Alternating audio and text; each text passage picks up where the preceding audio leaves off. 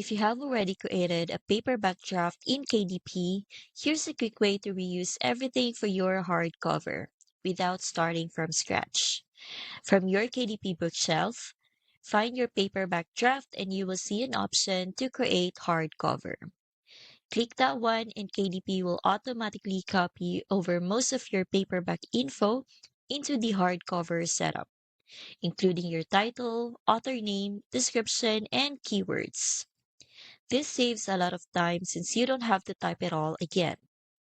The only thing you will need to double check is your cover and interior files.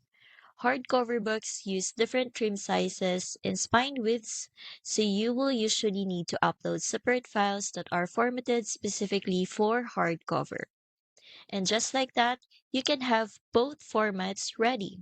Same goes if you started with hardcover and want to create a paperback version. There is also an option to create or link a Kindle ebook, which lets you offer all three formats from the same listing. If you want a tool that helps with formatting your cover and interior for both paperback and hardcover, I will link one I use down below. The tool I'm referring to is called BookBolt. It is an all-in-one platform for designing your covers and interiors, finding good keywords, and researching profitable niches.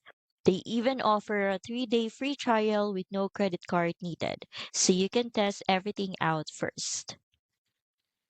The research tools are especially helpful.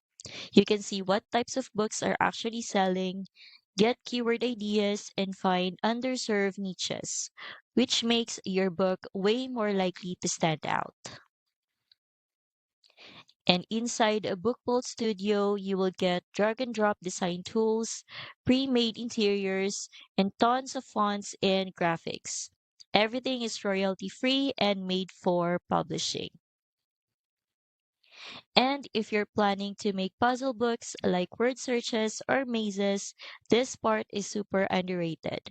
You can literally generate puzzle pages in one click and customize everything. I've linked it down below so you can check it out.